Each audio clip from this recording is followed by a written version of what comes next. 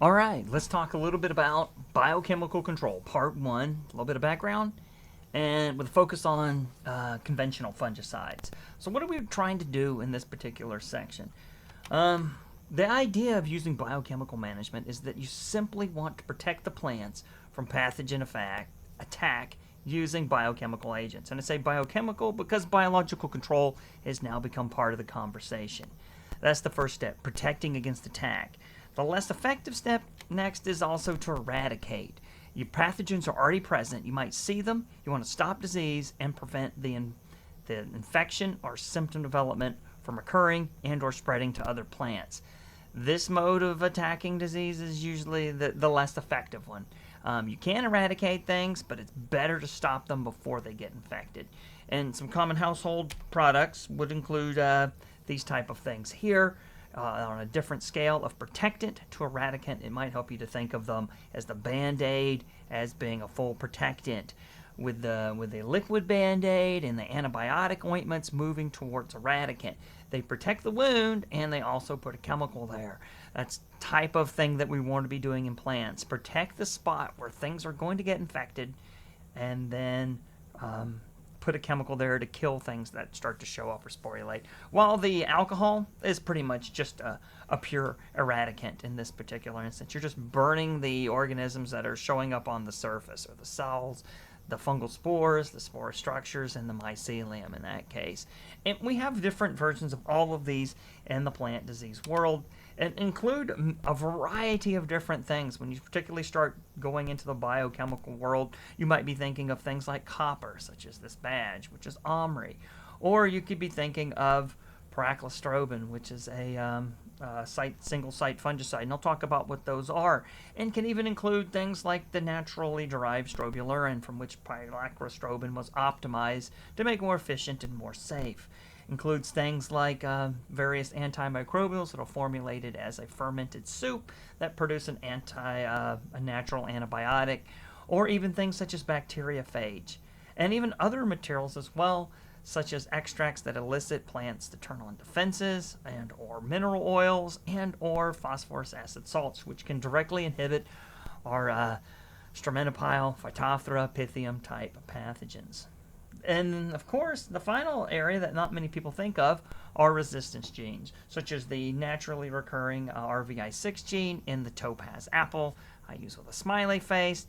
And if you take it from topaz and express a functional copy in, we'll say, Macintosh, you would not see the apple scab lesions here, but then you've made a genetically modified organism, but are still considered biopesticides. So what else do we know about biopesticides? There's a couple different types. General use, can be used by anyone. And they're generally fairly innocuous. You won't need a pesticide license for these. Restricted use pesticides, either are highly toxic, persistent, or have the potential for groundwater pollution. Now, all that being said, you can have a fairly safe pesticide that is general use, but can be more restrictively dealt with at the state level. So New York State can classify any pesticide to restricted use, and that's particularly for being cautious around the low water table, particularly on Long Island, and with the city being so close to the coast as well. And they may take extra time to register products, such as 1 to 3 years later. This is an example of an old Maravon label from New York. It's restricted use in New York. You cross into New Jersey or the Pennsylvania border, and it's no longer restricted use pesticide whatsoever. So how are these things classified? The EPA uses 3 different classifications, and you'll hear some of these things as well. Organic is not one, interestingly enough. It's more of a marketing or branding type consideration for how to organize materials based on whether or not it's naturally derived or synthetically derived. But for the most part, conventional, you'll think of these as synthetic chemicals. None of the materials in conventional will typically be approved for organic agriculture. Engineered for specificity, efficacy, safety, reduced environmental fate, and reduced inputs. There's some others as well. Minimum risk and generally regarded as safe. This is minimum risk is EPA, and generally regarded as safe is FDA registration. Very innocuous. They're sort of exempt from EPA registration as well, and are on an FDA list that can have even food uses. Biopesticides. What's a biopesticide? It's a naturally occurring pesticidal substance, usually from a fermented microorganism, or as we've seen earlier, and we'll talk about this in the next little video, they can even be minerals or other oils or other types of compounds as well, and can even include plant-incorporated protectants. What that is a transgene, or a gene from another organism put into a different one. So GMOs are actually considered biopesticides. Are they allowed in organic agriculture? Absolutely not. We're not allowing those. But all of these things at the EPA level have to have inert and active ingredients with low toxicity, low groundwater and pollution potential, and impacts on organisms and people. So how do we classify these things?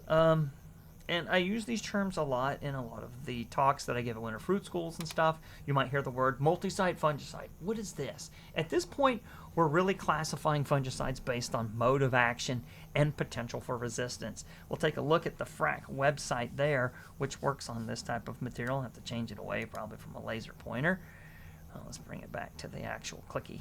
Turn that off. Now we can click on these different links. So what are they? I often say, what's multi-site fungicide? Typically what these are, they only have protectant activity. They're only contact. The fungicide is on the actual leaf, and contact is occurring with the fungicide, and the fungal spores are germinating germ tubes. Typically they come in your spray tank at larger quantities. They're going to be effective at larger quantities because they're not as highly specific. The great news is, and bad news, as they're broad spectrum, multiple modes of action, less safe for non-target organisms, less safe for people, lower risk of resistance. Because they're hitting so many different genes, the potential for them causing off-target effects on other organisms is high, but also the potential for them to develop resistance to them is very low. They tend to have very long re-entry interval and longer pre-harvest interval. You won't be applying these the same day as you're harvesting. With some of the single-site fungicides that we'll talk about in contrast, some of those can be applied the same day of harvest because they're so safe and so specific. Classic examples would include Captan, Mancozeb, which you can see is a very complicated looking molecule. You can see the zinc in there as well, and even things like chlorothalonil in the stone fruit industry. Contrast that to the idea of a single-site fungicide. They have protectant and sometimes post-infection activity, meaning they can kind of get into the tissue and clean stuff up after the fact. You can kind of think of them as a protectant and eradicant that can sort of limited sense go back in time and erase infections. It's not something that we should rely on anymore. Very small quantities, they're very effective in small quantities, and highly specific, even such that certain species and different fungi can be different in sensitivity to them. You might hear me say this one works better on apple scab, but not so good on powdery mildew, and vice versa. That's owning to this sort of single-site specific, single-target genes and the fungus that they target. Safer for non-target organisms because they're usually targeting a single gene or single target site, a high risk of resistance.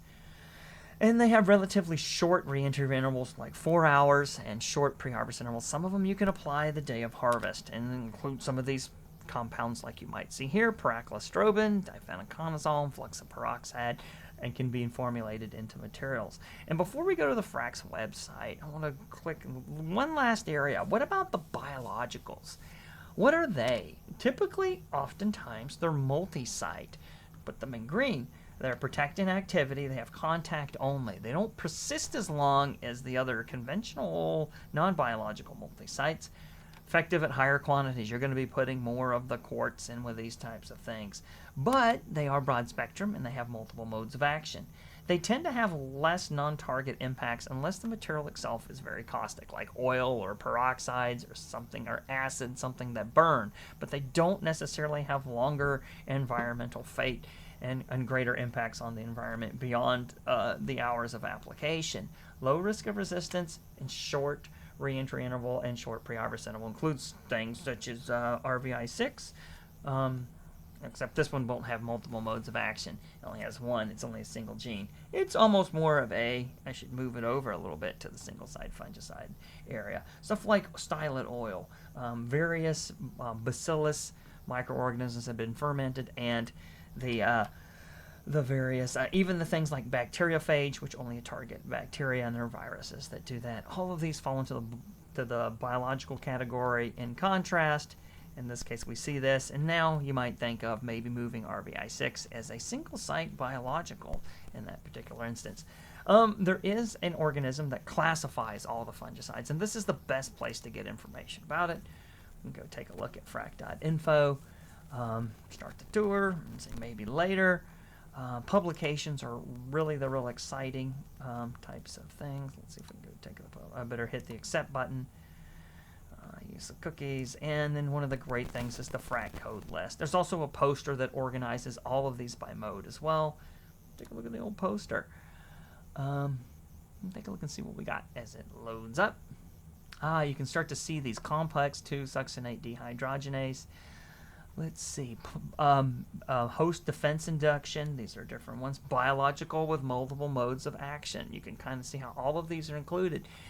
And if we were to zoom in, and it is quite challenging, let's see if I can plus this up a little bit. Yeah, we can kind of zoom in a little bit. You can see, what do they have in these? Oh, look, bacterial aminopeptide, bacillus bacterial species, Pseudomonas, Streptomyces species. This isn't the case if you decided to use natural streptomycin, I suppose. Saccharomyces, Talaromyces, a couple others, 3. Purified metabolites, all that type of stuff. There's a lot of unknowns as well. And some of these names up here, as we talked about, complex 2-succinate dehydrogenase inhibitors, this is where your fluxoperoxide lives, and some of the others. And you can begin to see how these are categorized. What you want to do is mix and match between the different groups. And the fungicide rotation between fluxoperoxide and, we'll just say, let's see if we can find another one. Fluopyram isn't as big of a mode of action change as going to something rather different like the QLIs over here next door, which you find that paraclostrobin is in here. There's trifloxystrobin. Where are you? Oh, it looks like it's missing a...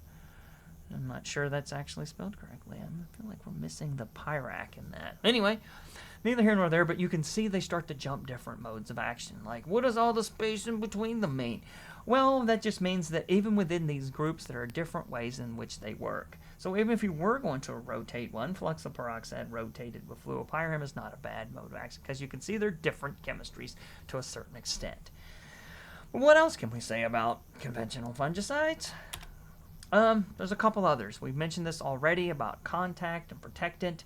Most of them are non-systemic contact materials. Regardless of whether they're biological, single sites, or whatever, they're going to adhere to the outer surface of a plant and protect against infection process. Typically spore germination. They get there, you don't want them to go away. However, they're formulated to be safe, so they will go away fairly frequently, meaning this is why you got to keep spraying them. And they sort of have pre-infection activity. They're there. The fungicide is on this tight cluster apple bud, and it's opening up, and spores are landing on it, and they're dying when they contact them. That's what that means. Most of the fungicides and biologicals out there are protectants. We're going to protect this flower, we're going to protect these leaves, in case spores land and start to germinate. And then, of course, if you have something that's non-systemic and it's just a biopesticide, doesn't have a limited, and it can eradicate, it will just kill present inoculum. And many of the biopesticides won't persist, so they're there to just sort of kill things. Sometimes the spores need to germinate before they will kill, depending on the fungicides. At other times, if you have a peroxide or other oil, you can kind of smother the spores, and they're kind of just eradicating. Think of the alcohol that you would put down there. Oh, there's spores present, I'm just going to burn them out. It doesn't last very long. And then many of the biopesticides that are non-systemic just eradicate these. Now, there are a few that are locally systemic. They might penetrate a few cell layers, and one of the goals of putting certain adjuvants in with your tank is to try to get a little limited penetration. You want to get a couple cell layers to stop the infections, but they can't leave the organ typically. Most aren't leaving the organ. They're sort of locally systemic. The organ being the leaf, or the piece of fruit, or the cuticle in that particular, in the fruit instance. So they're locally. And some of these will have what we refer to as reach back, post-infection activity, because they can get in there a little bit and clean out infections that have already happened. Some are limited systemic. They'll just move through the apoplast. That means, what's that mean? The space between cells, or the xylem, where the water is moved, transported, and that might just go to the growing tips of the plant. And few are fully systemic. A lot of the phosphorus acid fungicides that we might put out for sudden oak death, which is a Phytophthora species, they can go both to the top and bottom. You put them on the foliage, they get transported to the root and stop Phytophthora root rots and other diseases. Do they work on other fungi? Not necessarily in the same way, but all right. But there's another one too. Very few fungicides, very few can actually move through a leaf tissue or get really deep into the tissue. There are some that have translaminar, and if you see that, that's just tends to be what it means. And back into the systemic ones, that sort of curative activity, we mentioned this before, post-infection, curative, reach back, kick back, all the same words. It's just a locally systemic or fully systemic fungicide entering the tissue and arresting the growth and reproduction. Very few have this. This is apple scab on apple leaves, and a fungicide would go into these lesions and kill it, and even kill the mycelium that are penetrating the leaf tissue around. This is white pine blister rust on, looks like a gooseberry leaf, I think, on the underside. And some of the fungicides can get in a couple cell layers and arrest this infection from happening and stop it. Where do you find good resources?